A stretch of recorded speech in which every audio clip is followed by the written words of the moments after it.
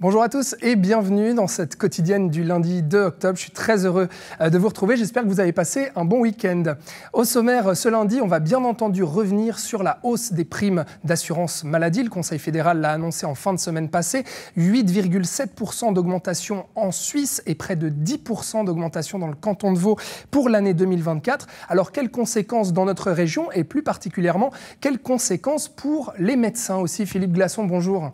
Bonjour. Vous serez avec nous pour discuter de ça et parler aussi de s'il n'y a pas ce système maladie à revoir en entier. On en parlera aussi avec Joy Demmelester qui sera avec nous, membre de la Fédération suisse des patients, voilà, pour nous expliquer les raisons de cette hausse. En sport, Stéphane Nerlich et Thierry Bessette, bonjour à tous les deux. Bonjour. Voilà, on va revenir sur la première édition du Critérium de Séligny. On parle donc de vélo. C'est près de 200 personnes qui étaient réunies dimanche donc, pour fêter le vélo sous toutes ses coutures. Et je suis aussi accompagné de deux comédiens, Éric Breuil et John Trosselli. Bonjour. Bonjour. À tous les deux, vous êtes comédiens donc dans la pièce Salée ou Sucrée des ateliers théâtraux de Nyon, qui a rajouté 2 dates supplémentaires, les 14 et 15 octobre. On va donc en parler. Mais alors vous êtes peut-être surpris, vous qui êtes chez vous, qui nous regardez, de me voir moi présenter ce sommaire, mais ne vous en faites pas. Andrea est bien là, c'est juste qu'on a interverti les rôles pour cette semaine. Andrea, coucou, allô, allô, est-ce que tu m'entends? Où es-tu? Bonjour Alexandre, bonjour tout le monde. Je suis du côté de la ludothèque intercommunale de la Côte. Alors regarde, on est en train de jouer au Memory. Et je suis en compagnie de plein de monde, notamment les enfants. Erwan, Victor, comment ça va ce jeu? Tu es en train de gagner en ce moment? Oui. Voilà, donc c'est que des vainqueurs ici, tu verras, on n'aime pas perdre. Je t'en parlerai tout à l'heure parce que c'est un lieu qui a ouvert la semaine dernière, qui a inauguré ici cet espace. Donc à tout à l'heure. Tout à l'heure, Andrea, quel plaisir de te voir entouré de tous ces enfants et surtout de te voir à ma place. Tu vois, ça fait un peu bizarre, ça fait un peu schizophrène tout ça.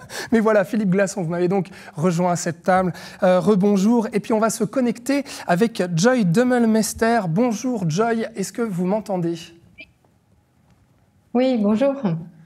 Bonjour madame, vous êtes membre de la Fédération suisse des patients et vous êtes là donc pour discuter ensemble donc de cette hausse des primes maladie pour l'année 2024. C'est près de 10% donc dans le canton de Vaud. Je vais démarrer avec vous. Joy, peut-être rappeler un petit peu pour les gens qui nous regardent très rapidement pourquoi ça augmente et pourquoi ça augmente si massivement déjà?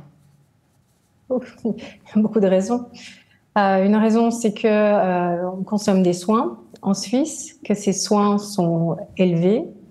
Il y a le vieillissement de la population qui a un impact aussi, et puis, ce qui a un impact vraiment important, c'est le prix des médicaments et puis les prix des prestations facturées aux patients et aux assurances. C'est un business, la santé, malheureusement. Ouais, et puis un business justement avec vraiment cette augmentation, on a l'impression que là, on n'en peut plus, les patients n'en peuvent plus. Quel retour vous avez eu? 10% d'augmentation dans le canton de Vaud, 8,7% en Suisse. Et à un moment donné, on a l'impression que là, il y a saturation, quoi.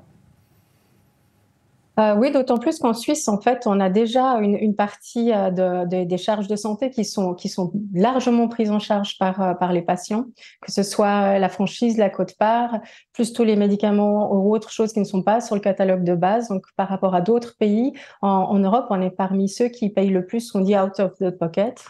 Avec les subsides, on arrive à amortir une partie de ces hausses-là. Maintenant, il n'y a pas de miracle. Soit on est moins malade et on consulte moins, et puis il faudrait passer du coup d'une assurance maladie à une assurance santé et investir massivement dans la prévention. Et puis faire en sorte qu'on vive plus longtemps en bonne santé et peut-être se poser des questions aussi en amont de perdre sa santé sur quels sont les soins que je veux, qu'est-ce que je peux faire pour que ça se passe le mieux et pas que... Voilà, déjà réfléchir en amont, pardon. Quelques pistes de réflexion que vous venez d'évoquer, Joy Demmelmester, mais Philippe Glasson. Alors vous êtes médecin, vous êtes à la clinique, vous exercez encore à la clinique de Genolier, vous êtes membre de Swiss Medical Network. J'aimerais déjà l'avis d'un médecin par rapport à cette hausse. Quel impact finalement sur vos consultations et les consultations des autres médecins dans la région? Est-ce qu'on peut s'attendre à ce que les gens disent non mais là, trop cher, ma prime et ma franchise, elles sont bien trop élevées, je vais attendre avant d'aller chez le médecin? Non, je ne pense pas que ça aura d'influence sur les consultations. Les gens, quand même, majoritairement, ils vont consulter parce qu'ils ont un vrai besoin de consulter. Par contre, ça aura un impact certain sur tout ce qui concerne les assurances complémentaires, mi-privé, privé. Et j'ai énormément entendu au séjour dire moi, je vais me passer de mon assurance mi-privée ou privée parce que maintenant, ça devient trop. Donc, c'est ça le changement qui se dessine majoritairement. Ouais, mais l'assurance obligatoire, c'est vrai, je le disais avec Madame de Meulmester, on a vraiment cette impression de ras-le-bol. Là, c'est trop, c'est trop. La faute à qui, j'ai envie de vous dire? Parce qu'on a entendu des débats ces derniers jours, on pointe du doigt les politiques, on pointe du doigt les assurances, on pointe du doigt les hôpitaux, mais on pointe du doigt aussi les médecins.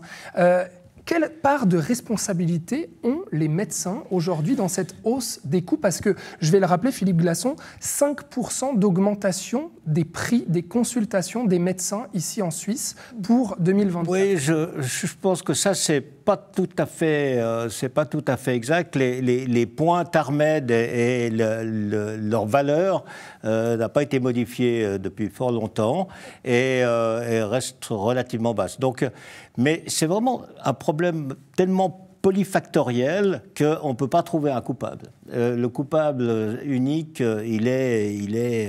c'est pour ça que... Mais donc les médecins ont aussi leur part de responsabilité? Oui, bien sûr, tout le système, les politiques, les consommateurs aussi, les patients aussi, parce que des fois, peut-être qu'il pourrait se passer de certaines choses. Les politiques, les assureurs, tout le monde a une part de responsabilité dans la situation telle qu'elle est actuellement. Donc c'est pour ça que le coupable, il a beaucoup de visages pour l'instant. C'est vrai, il y a beaucoup de visages. Mais alors le problème, disons pas le coupable, mais alors le problème, quel est-il selon vous? Le problème, je pense que le problème, c'est de trouver des solutions. Et ce qui est un peu navrant dans la situation actuelle, c'est le peu de solutions qui sont mises sur la table. Alors, il y en a deux principales qui sont mises sur la table. Celle que le PLR a mis en avant, qui est la réduction du cahier des prestations, donc de ce à quoi les gens ont droit.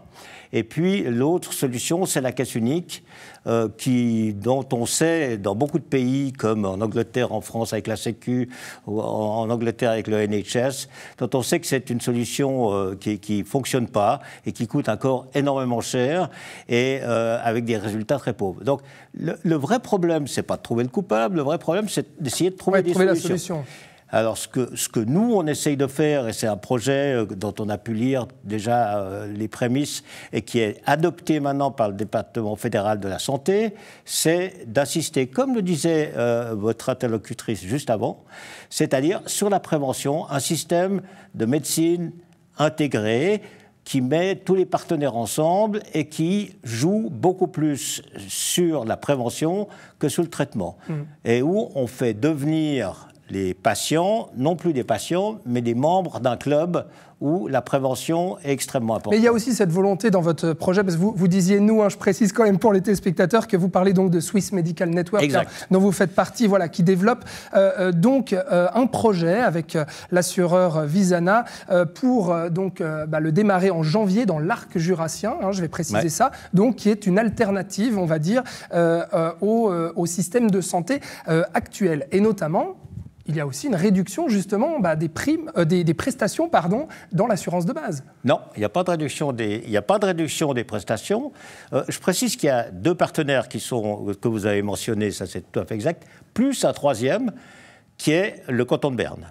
Donc il y a trois partenaires qui lancent ce projet dans l'arc jurassien, mais l'arc jurassien, c'est un début. Il y aura au 1er janvier 25 un projet de Zurich, il y aura au 1er janvier 25 certainement aussi un projet dans le Mittelland, et probablement juste après la Suisse romande et le Valais. Ouais. Donc c'est un projet pilote, enfin pas pilote, mais c'est un premier jet, j'allais dire, dans le Jura, et où les gens, d'une part, vont effectivement faire partie de ce club, et où la maîtrise du système est entre les mains des trois partenaires. Ouais. Le but, c'est vraiment d'insister sur la prévention, comme le disait Madame, parce que c'est ça qui est important. Alors pour autant, Monsieur Glasson, le but serait aussi de réduire tout de même les primes, parce que c'est ce que cherchent les patients. J'ai fait le test aujourd'hui, je suis allé sur le site justement de cette assurance pour regarder, calculer un peu la prime pour un homme comme moi qui a une trentaine d'années. J'ai regardé, finalement, je suis à 360 francs l'assurance. Donc c'est en gros ce que va être l'assurance de base obligatoire à partir de l'année prochaine. Donc je suis dans la moyenne, ça ne change rien finalement. Voilà. Alors, vous avez tout à fait raison. Pour l'instant, on ne sait pas exactement où on va se situer en termes de primes.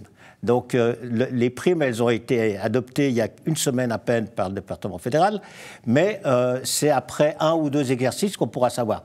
On ne voulait pas non plus se situer trop bas et être attractif sur des bases fallacieuses. Donc, on a mis exprès dans ce nouveau projet des primes qui sont dans la moyenne. Je suis content que vous ayez vérifié, mais on ne veut pas être en concurrence déloyale, mais on ne connaît pas le résultat. Il faudra... Mais du coup, on se demande ce qu'on gagne en plus, en fait. C'est ça. Alors, vous gagnez en plus beaucoup de choses. Vous gagnez dans la prévention. L'idée, c'est d'avoir des programmes de prévention dans le domaine des maladies cardiovasculaires, dans le domaine des maladies pulmonaires, dans la prévention de la démence, notamment avec plusieurs études, même européennes, et puis d'avoir cet aspect. Alors, les résultats finaux, vous me direz, si on parle de la prévention de la démence de la personne âgée, on les aura dans 5-10 ans. C'est ça, c'est de réduire les coûts par après. L'idée, c'est vraiment de travailler dans le long terme, et c'est pour ça qu'à l'occasion maintenant de cette crise et cette inflation des primes, eh bien, c'est le moment justement d'apporter une solution. Et c'est ce qu'on essaye de faire. Joy Demmelmeister, quelle solution du coup? Parce que là, en voilà une qui nous vient de la droite, mais il y a aussi, bien sûr, cette idée de caisse unique, ou bien venant de la gauche, cette idée de prime maladie adaptée aux revenus. Finalement, vous qui représentez les patients, que veulent les patients? Que ça coûte moins cher, finalement, ces primes d'assurance maladie, ou bien est-ce qu'il y a d'autres préoccupations? Et pour vous, quelles seraient les solutions à aborder? Alors, la prévention, c'est une solution. Elle avait déjà été proposée avec une loi sur la prévention. Toutes les prestations qui sont présentées là par M. Glasson, c'est des choses qui avaient été déjà prévues, qu'on les mette dans le catalogue de base de l'assurance maladie. Pour le moment, à chaque fois qu'on essaie de faire passer des mesures de prévention dans le catalogue de base, c'est refusé. Donc, c'est souvent les cantons qui prennent à leur charge la prévention. Il faut voir un intérêt aussi, parce que si on met la prévention dans le catalogue de base, c'est un marché qui échappe aux assurances complémentaires. Et donc, ces lobbies-là, on fait toujours pression pour que ce catalogue des prestations soit pas orienté sur le maintien de la bonne santé. Et puis, fixer les primes, c'est en fonction des coûts aussi. Donc, on peut faire des primes et normalement, c'est calculé en fonction du coût exact. Et puis dire qu'il n'y a pas de limitation des prestations et que c'est toujours la même chose. En fait, en Suisse actuellement, il y a plus de 75% des assurés qui ont choisi un modèle alternatif à l'assurance maladie de base, c'est-à-dire qu'ils ont choisi de se plier à certaines contraintes, donc un réseau de soins ou médecin de famille ou télémédecine ou une combinaison des trois, qui sont peut-être des bonnes idées. Sauf qu'il y a une panoplie de produits qui deviennent incomparables, et c'est pour ça qu'il y a quelques années, quand j'étais à la Fédération romande des consommateurs, on avait lancé avec la radio-télévision suisse romande un comparateur des modèles alternatifs qui permet de savoir, OK, je suis un patient, je suis d'accord aussi de consommer mes soins de manière un peu plus réfléchie, mais je veux aussi voir qu'est-ce que ces conditions générales, à quoi je m'expose, à quoi je me prête si je choisis un de ces modèles alternatifs. C'est une solution. La seule chose, c'est qu'aujourd'hui, il y a 12 000 modèles différents et que les gens s'y perdent aussi. Donc, construire ensemble un modèle alternatif plus uniforme et puis qui est compréhensible pour tout le monde, ça, je pense que c'est une piste. Et puis, par rapport à une caisse unique ou une caisse publique, l'avantage, ce serait alors, diminuer les coûts. Je ne crois pas vraiment au miracle parce qu'on a besoin d'être soigné et la population est ce qu'elle est. Par contre, ça me permet d'avoir un pilotage un peu plus global et d'avoir un échange des données. Le problème aussi dans la coordination des soins, c'est que c'est difficile de coordonner les données. Et puis, on travaille beaucoup sur la protection des données, ce qui est important. Mais si on arrive aussi à généraliser le dossier électronique du patient, qui met aussi le patient au cœur de son processus, je pense que c'est aussi un des outils utiles pour piloter en fait main dans la main avec les différents professionnels de soins les parcours de guérison ou dans la maladie. Voilà, main dans la main, donc effectivement pour toutes les actrices et tous les acteurs de ce domaine. Et je préciserai, Joy Demmelmester, donc que la Fédération suisse des patients tient à disposition en ce moment des personnes qui souhaiteraient du coup trouver de meilleures solutions pour changer peut-être de caisse maladie avant l'année prochaine. Merci beaucoup d'avoir été avec nous. Et Philippe Glasson, je vous laisserai peut-être le mot de la fin. Du coup, effectivement, plein de pistes à gauche, à droite, plein d'idées qui émergent. Mais maintenant, qu'est-ce qui reste à faire finalement pour que ces idées-là se concrétisent et qu'on puisse vraiment limiter cette hausse à l'avenir? La piste centrale, c'est de remettre le patient au centre du débat, je veux dire, et l'intérêt du patient et ses soins, mais ses soins dans les deux sens, c'est-à-dire dans le sens de la prévention et dans le sens du traitement. Donc, ce qu'on oublie un petit peu dans les débats actuels qui tournent autour de problèmes financiers, c'est que derrière, il y a de l'humain. Et puis cet humain, on ne peut pas non plus le négliger et qu'il faut se rappeler que c'est ça la finalité. Merci beaucoup Philippe Glasson d'avoir répondu à mes questions. Je vous souhaite une très belle journée. Merci à vous. Et Andrea, alors on te retrouve donc à la ludothèque de Gland. Tu vas me faire visiter tout ça avec les enfants, alors fais voir. Oui, alors regarde Alexandre, il y a plein de jeux. On est du côté de la ludothèque intercommunale et je suis en train de jouer. Tu m'interromps dans ma partie parce que là, je suis avec le président. José, je mets un but pour NRTV. Alors parce que tu sauras ici, on peut jouer à tout. Il me laisse. Non, moi, je veux gagner pour de vrai. Je veux pas qu'on me laisse faire, mais c'est pas un but marqué pour NRTV. Voilà, c'est pour moi, c'est cadeau. On va parler plus sérieusement et on va voir un petit peu cette ludothèque en votre compagnie. José Cayano, bonjour. Vous êtes le président de toute cette association. Déjà, une ludothèque, pour les gens qui ne savent pas ce que c'est quoi? Alors, une ludothèque, c'est simplement des jeux qui sont complètement recyclés, qui sont remis sur le marché, en fait. Et puis, on peut proposer tout ça avec des abonnements et puis à la population. Et puis, à savoir qu'aujourd'hui, on a à peu près 4000 jeux qui dépassent dans notre ludothèque. Et surtout qu'on a encore de la réserve et puis régulièrement on change de jeux. C'est vrai qu'il y en a partout. C'est une vraie caverne d'Alibaba. On voit des jeux de stratégie, des jeux de dextérité, des jeux de mémoire. C'est quoi votre préféré, José? Oui, il y en a tout plein, surtout au niveau de mes enfants. Un micro spécial Barbie. Non, j'arrête de chanter. J'ai arrêté depuis longtemps. Mais par contre, par exemple, là, on arrive sur la période d'Halloween. On a tous les ensembles. Alors, ça évite aussi, justement, quand on parle aujourd'hui d'économie et puis de recyclage. Alors, au lieu de se jeter dans les magasins pour aller acheter des ensembles pour Halloween, on a une belle panoplie aujourd'hui qu'on peut venir directement louer à la ludothèque. D'accord, donc le principe, c'est simple. On peut venir louer les jeux, emprunter, on peut aussi en venir en apporter. Et puis, il y a toutes ces séries d'activités qui sont proposées ici. Qui c'est qui travaille ici? Parce que j'ai travaillé, mais vous êtes tous bénévoles. Mais c'est qui fait vivre cette ludothèque intercommunale? Alors, on est 6 au comité. Et après, il y a encore quelques bénévoles, il y en a 5. Et c'est vrai qu'on est toujours à la recherche de bénévoles parce qu'on aimerait bien, on va dire, donner plus d'horaires au niveau de la population, d'avoir beaucoup plus de possibilités. C'est vrai que tout le monde travaille, les horaires ils sont parfois contraignants.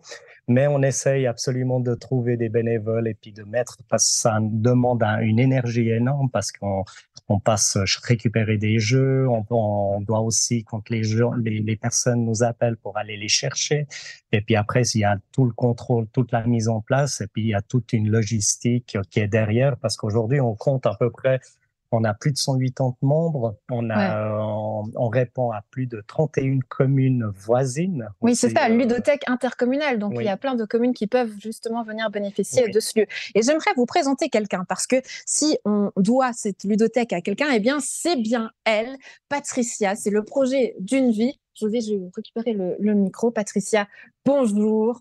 C'est un petit peu chez vous ici. C'est votre deuxième maison. Cette ludothèque, c'était votre projet d'une vie. Vous en aviez ouvert d'ailleurs une à Benien. Ensuite, elle a évolué. Elle est venue ici à Gland. Pourquoi cette volonté de créer une ludothèque ici à Gland?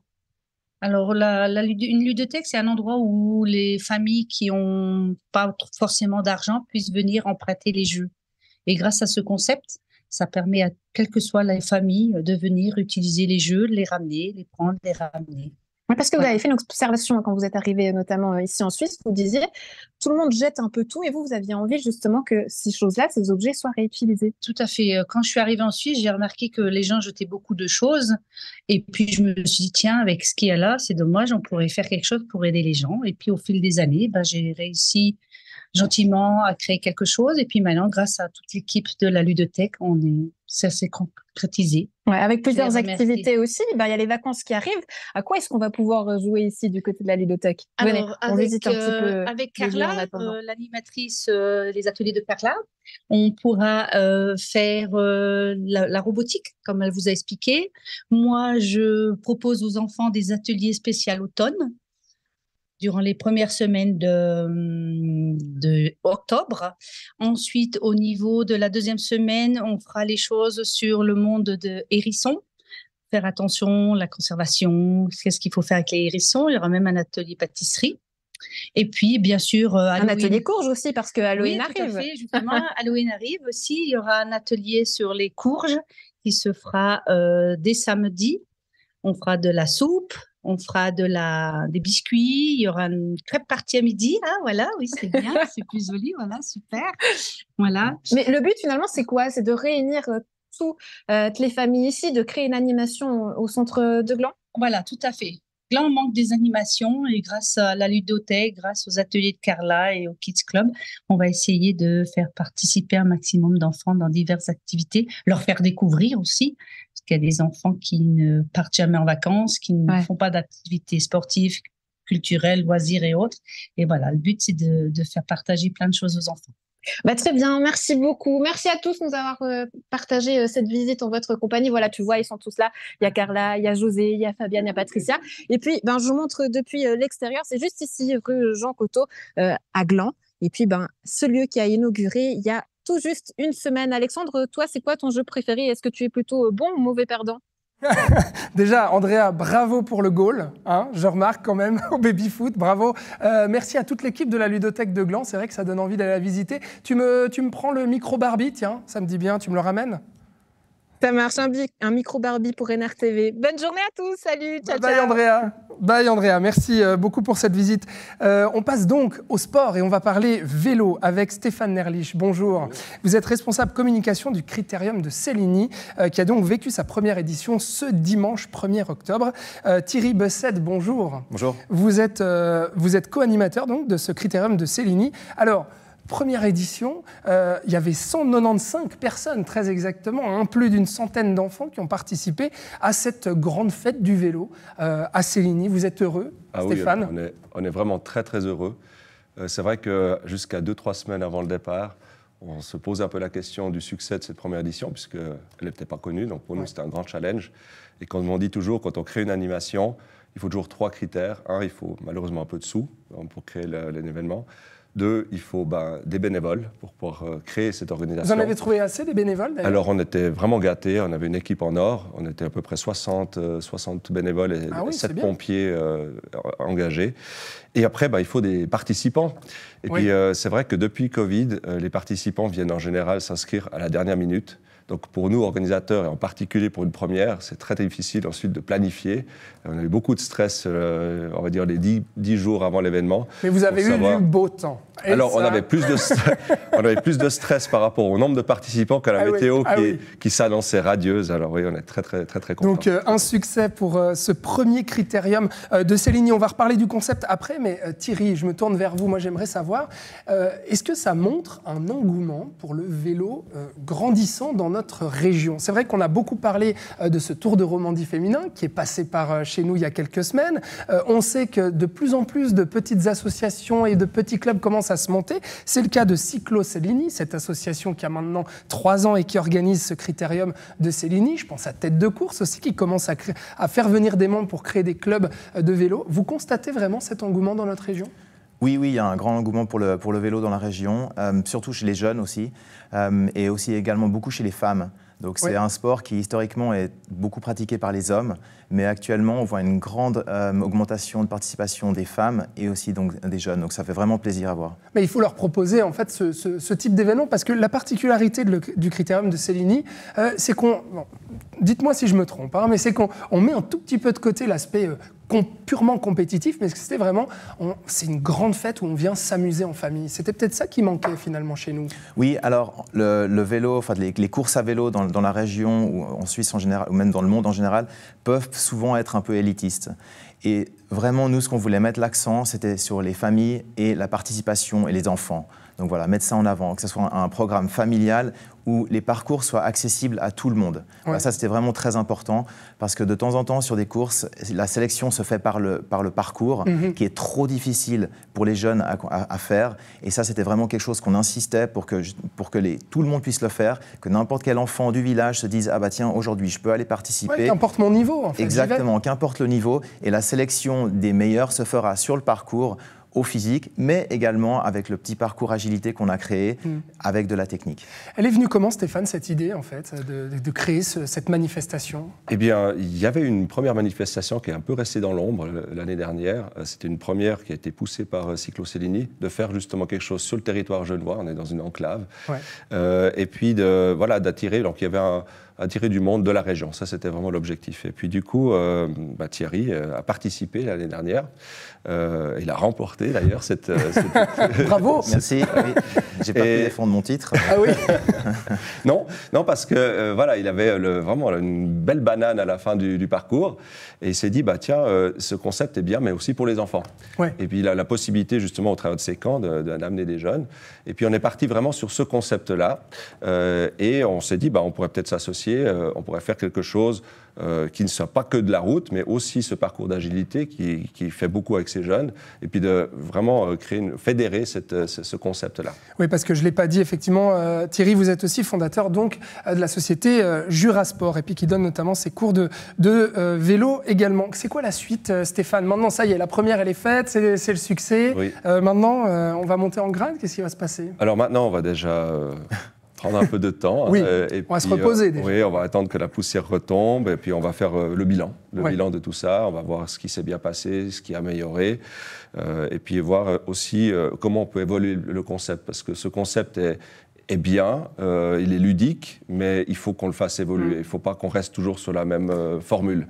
Thierry, c'est prometteur quand même pour la suite, mais ça veut dire quoi? Un critérium, je vais retrouver le nom, un critérium chaque année? Bah, on l'espère.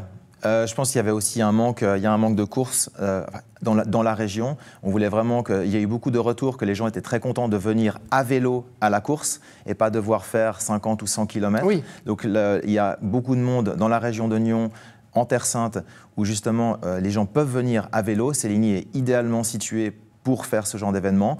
C'est un petit village, mais on a vu que même un petit village peut organiser une grande manifestation. Je pense qu'on peut encore la faire grandir avec plus de participation. Évidemment, le temps doit être de la fête adéquat, également. Oui. S'il pleut, le vélo, c'est pas terrible. Ouais. Mais oui, pourquoi pas. On a eu presque 200 participants cette année. Je pense que c'est clair qu'on peut viser un tout petit peu plus haut l'année prochaine si le comité, si toute l'équipe est partante encore. Et on vous le souhaite justement. Thierry Bessède, merci beaucoup. Stéphane Nerlich, merci d'avoir été donc avec nous pour parler de ce critérium de Céligny qui a vécu donc sa première édition. Et alors que je vais vous inviter à échanger vos places avec nos comédiens Éric Breuil et John Trosselli des ateliers théâtraux de Nyon qui viennent nous présenter. Bonjour messieurs, venez seulement avec moi puisqu'on va parler de salé ou sucré. C'est votre pièce. Voilà, ah bah oui, il y a même un petit flyer, regardez. Voilà, salé ou sucré. Donc les ateliers théâtraux de Nyon qui rajoutent 2 dates supplémentaires, les 14 et 15 octobre. Est-ce que ça vous dit qu'on regarde quelques images puis on en parle après? Oui. Eh bien voilà, c'est parti.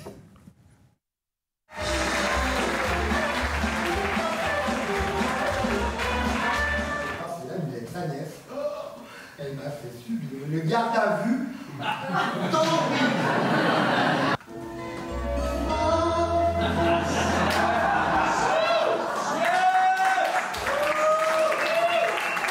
Si j'ai bien compris, c'est vous qui lui avez donné ce biscuit? Vous me suspectez? On ne peut peut pas mentir 1000 fois à une personne, mais on peut mentir.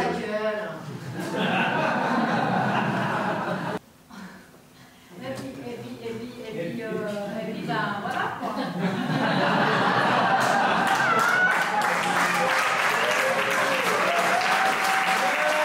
C'est Marc qui a donné 4 millénies. Le carton j'ai pris là sur la table, vous l'avez laissé. J'ai pris dans la réserve, où Martine les range. Attendez, je ne sais pas.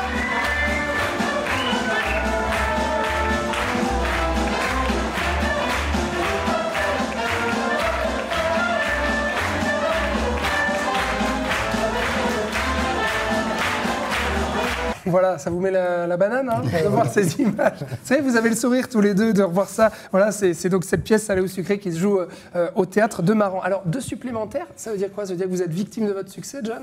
Alors, on peut le dire ça comme ça. On a eu de la chance, en tout cas le plaisir de jouer déjà 4 soirs. Et les 4 soirs, ben, on était plein. Ouais. Donc, après 8 mois de travail quand même pour faire cette pièce, on avait envie de rejouer encore un petit peu et on a eu la chance de pouvoir aller au Théâtre des Marans, où là, ça va être une salle un petit peu plus grande, ouais, où on va pouvoir bien s'amuser encore si voilà, le monde vient. Effectivement, alors là, le monde est venu, visiblement. Voilà. Il y a des applaudissements, il y a du rire, on est dans le registre de la comédie, mais parlons un peu des ateliers théâtraux de Nyon. Qui êtes-vous? Expliquez-moi, Eric. Alors, on fait partie de l'ATN, donc Atelier Théâtraux de Nyon. Oui. Donc, c'est des cours qui sont dispensés tous les mardis soirs. Et ce qui est original, c'est que les professeurs se succèdent. Donc, des fois, on a des professeurs qui ont fait travailler la voix, ou des fois l'improvisation, ou l'expression corporelle. Quoi. Ouais. Et c'est que des comédiens, comédiennes amateurs, amatrices? Oui. Et souvent, les professeurs viennent des ateliers théâtraux qui après deviennent pratiquement professionnels et qui donnent les cours. Quoi. Ouais. Et dans ces comédiens, le metteur en scène pioche pour monter une pièce de théâtre. Et bien là, justement, Salé ou sucré, c'est donc une comédie, hein, vous l'aurez compris, écrite et mise en scène par Anthony Bernstein. Ça raconte quoi, Salé ou sucré? Alors, ça raconte, bon, on ne va pas tout vous raconter tout de suite, mais ça se passe dans un ancien manoir qui s'est transformé en maison de retraite. Et au cours des événements, il y a des disparitions, on va pouvoir dire ça comme ça. Et tout au long de cette pièce, il y a des quiproquos. On a appelé ça salé-sucré, parce que chaque personne et chaque comédien a un peu 2 personnalités dans cette pièce. Ouais. Et c'est ça, au fait, qui est drôle. Et après, vis-à-vis de ces disparitions, il y a des enquêtes, il y a vraiment plein de choses qui se passent. Ouais. Et on est tenu en haleine jusqu'au bout pour pouvoir en connaître la fin. Et vous jouez l'aide infirmier, hein. Voilà. C'est bien ça, d'accord. Oui. Et Eric, c'est le cuistot. Oui. Alors, comment vous avez travaillé vos rôles? Alors, moi, cuistot, c'est un peu plus facile parce que j'ai des... Vous avez déjà travaillé en cuisine? Oui, j'ai des formations. Mes parents étaient dans la restauration, donc j'ai une formation un peu de... Voilà, quoi. Donc ça allait pour rentrer dans le rôle? Oui, mais c'est un cuistot un peu médiocre, donc... Ah, d'accord. Donc, et un peu bené. Donc là, j'ai un petit peu plus de peine à jouer. Comment on joue le bené?